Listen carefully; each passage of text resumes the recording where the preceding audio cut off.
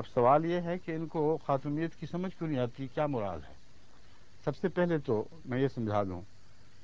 کہ باقی علماء مولانا کو چھوڑ کر حضرت صلی اللہ علیہ وآلہ وسلم کی خاتمیت کے مستقبل میں قائل نہیں رہے۔ وہ یہ کہتے ہیں کہ خاتمیت پہلے تو اثر دکھاتی رہی، اب اثر نہیں دکھاتی۔ مولوی صاحب نے پہلا زمانہ بھی خاتمیت کے اثر سے باہر نکال دیا، مذاق اڑایا ہے کہ گویا ہاتھ میں مور پکڑی ہوئی ہے ڈاک خانے کے ٹھپے لگانے والے کی طرح، اور نبیوں کی موریں لگا کے ٹھپے لگا کر نبی بنا رہے ہیں، کہتے ہیں یہ تو ہمیں قبول نہیں ہے۔ گویا کہ ان کے نزدیک حضرت صلی اللہ علیہ وآلہ وسلم کی خاتمیت کی مہر کسی نبی پر نہیں لگی، اور کسی نبی کے نبی بننے میں حضور اکرم صلی اللہ علیہ وآلہ وسلم کا فیضان نہیں ہے۔ یہ چونکہ مضمون بہت گہرا ہے اور ضروری ہے کہ ہر عاشق محمد مصطفیٰ صلی اللہ علیہ وآلہ وسلم اس کو سمجھے اور خاتمیت کی حقیقت جان لے،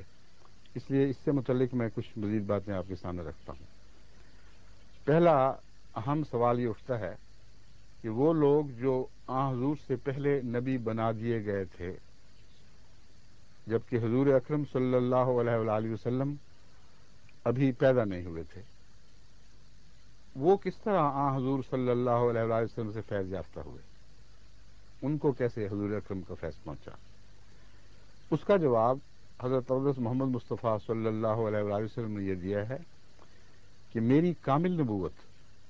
جو خاتمیت کا مرتبہ رکھتی ہے، یہ خدا کے نزدیک پہلے سے ہی، انسان کی پیدائش سے پہلے سے ہی اسی طرح کامل صورت میں موجود تھی۔ یعنی نبوت کا وہ تصور جو حضور اکرم صلی اللہ علیہ وآلہ وسلم کی ذات میں درجہ کمال کو پہنچا ہے،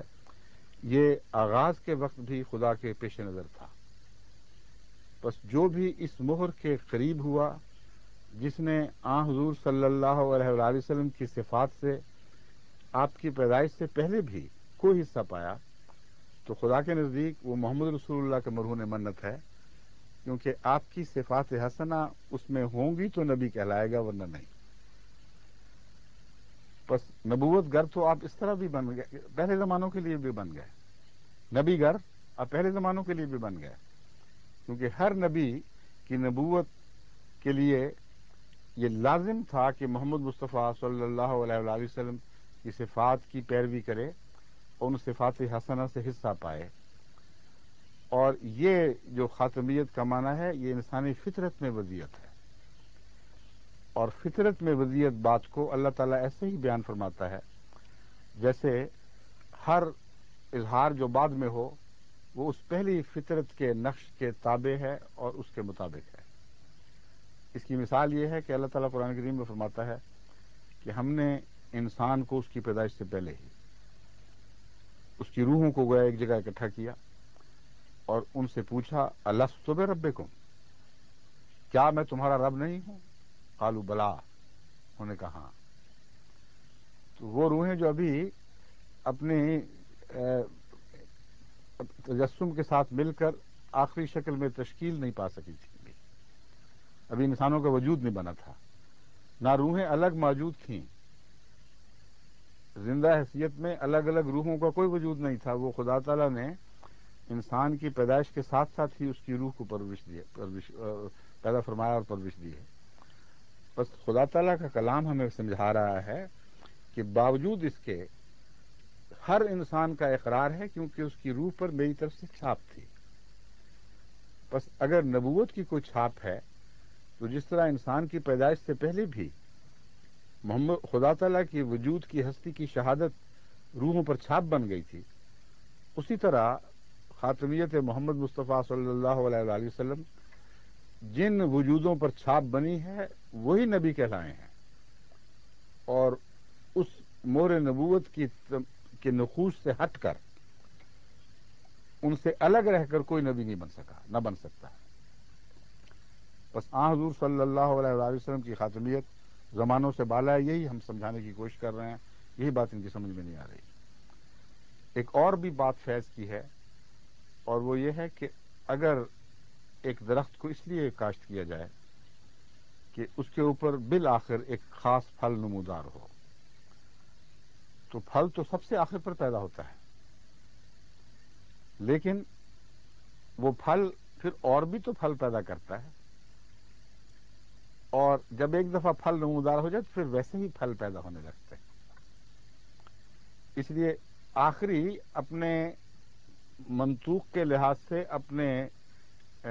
نقشے کی آخری صورت کے لحاظ سے ہے۔ پھل پیدا کرنا مقصود تھا، اور پھل دو طرح سے پیدا کیا اللہ تعالیٰ نے، ایک تو انسان کو پیدا کیا اور اس پر نبوت کے پھل لگائے، لیکن اصل پھل جو مقصود تھا وہ محمد رسول اللہ تھے، کیونکہ آپ کی ذات میں نبوت کامل ہوئی ہے۔ اسی لیے یہاں حضور نے فرمایا، اور یہ حدیث قدسی ہے کہ اللہ تعالیٰ نے فرمایا لولاک لما خلقت الافلاک، کہ اے محمد اگر تجھے پیدا کرنا مقصود نہ ہوتا تو افلاک کو میں پیدا نہ کرتا۔ تو جو مقصود ہے اس کا احسان ان سب چیزوں پر ہے جو اس سے پہلے گزر گئیں، کیونکہ اگر پھل پیدا کرنا مقصود نہ ہو تو کسی زمیندار کا سر تو نہیں پھیرا ہوا کہ وہ بیج کاشت کرے یا اس کی جڑ لگائے اور محنت کرتا چلا جائے سال بسال، سردی ہو یا گرمی، راتوں کو اٹھ کر دن کو اس کی آبیاری کرے، اس پر محنت کرے۔ اگر اس کو پتا ہو کہ اس پر پھل نہیں لگے گا تو ایسے درخت کو کاٹ کے پھینک دے گا۔ بس اس کی جڑوں تک، جڑوں کے آخری کناروں تک پھل کا فیض پہنچتا ہے، وہ بظاہر وہ بعد میں پیدا ہوتا ہے۔ بس خاتمیت کا یہ فیض اس پہلو سے بھی ازمن گزشتہ پہ دراز ہے، ممتد ہے ان سب زمانوں پہ، کہ محمد رسول اللہ نے پیدا ہونا تھا، اس لیے دنیا پیدا کی گئی، اس لیے اس کی پرداخت کی گئی، اور اسی لیے نبی وہی کہلائے جو اس پھل سے مشابہ تھے، اور جنہوں نے جس حد تک اس مشابہ سے حصہ پایا اسی قدر درجہ بدرجہ ان کا مرتبہ اونچا ہوا۔ بس فیضان ختم نبوت زمانوں سے پاک اور بالا ہے، اور پہلوں کو بھی پہنچا، اور آئندہ بھی پہنچ سکتا ہے اگر قرآن کریم کی ایک شرط کو پورا کیا جائے، اور وہ یہ ہے وَمَن يُطِعِ اللَّهَ وَالرَّسُولَ فَأُولَٰئِكَ مَعَ الَّذِينَ أَنْعَمَ اللَّهُ عَلَيْهِم مِّنَ النَّبِيِّينَ وَالصِّدِّيقِينَ وَالشُّهَدَاءِ وَالصَّالِحِينَ وَحَسُنَ أُولَٰئِكَ رَفِيقًا، کہ جو کوئی بھی اللہ اور اس رسول یعنی محمد مصطفیٰ کی پیروی کرے، فَأُولَٰئِكَ مَعَ الَّذِينَ أَنْعَمَ اللَّهُ عَلَيْهِم، یہی وہ لوگ ہیں جو انعام یافتہ گروہوں میں ہیں۔ کون ہے یہ؟ کن انعام یافتہ گروہ کے ساتھ؟ مولوی کہتے ہیں لفظ ساتھ کو احتیاط سے بیان کرنا، ترجمہ ماں کا ہے ساتھ، حالانکہ ہم قرآن سے ثابت کرتے ہیں اس کا ترجمہ من بھی ہے۔ کونوا مع الصادقین، یہ مطلب تو نہیں ہے کہ جھوٹ بولتے رہو اور سچوں کے ساتھ جا کھڑے ہو، تم سچوں میں شمار ہو جاؤ گے۔ بس ماں کا لفظ اس ایک آیت ہی سے نہیں، دوسری متعدد آیات سے قطعی طور پر ثابت ہے کہ من کے معنوں میں ہے خصوصیت سے، جہاں حمد کا موقع ہو، جہاں اچھا بیان ہو، وہاں ماں کا معنی من کا ہوتا ہے، مگر یہاں تو خدا نے خود وضاحت فرما دی،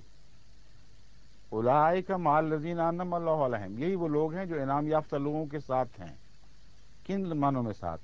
من النبیین، یا مان نبیین نہیں فرمایا، من النبیین، نبیوں میں سے ہیں، تاکہ اگر کسی شخص کو یہ وہم پیدا ہو کہ ماں کا معنی کچھ اور ہے تو وہم ہمیشہ کے لیے ازالہ ہو جائے۔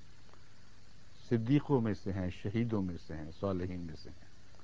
وحسن اولئک رفیقا، اور یہ کیسے اچھے رفیق ہیں،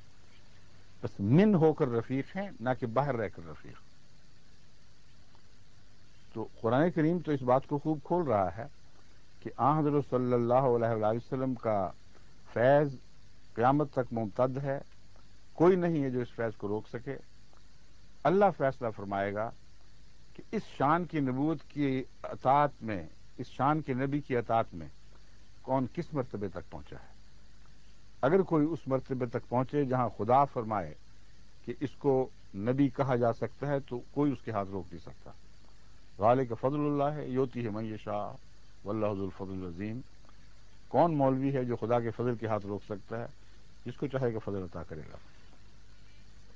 تو یہ جو ٹھپے والی بات اور اس کی تمسخر اڑانے والی بات ہے۔ تعجب ہے کہ پاکستان کا قانون حج کے رسول والا حرکت میں کیوں نہیں آتا۔ ہم درود پڑھیں تو حج کے رسول کا الزام، اور یہ ملا محمد رسول اللہ علیہ وسلم کی خاتمیت پر مذاق اڑائیں اور ٹھپے بنا بنا کر ڈاکخانے کے ایک کلار کی طرح ان کو دکھائیں، اور کوئی قانون حرکت میں نہیں آتا۔ بڑی نا انصافی ہے۔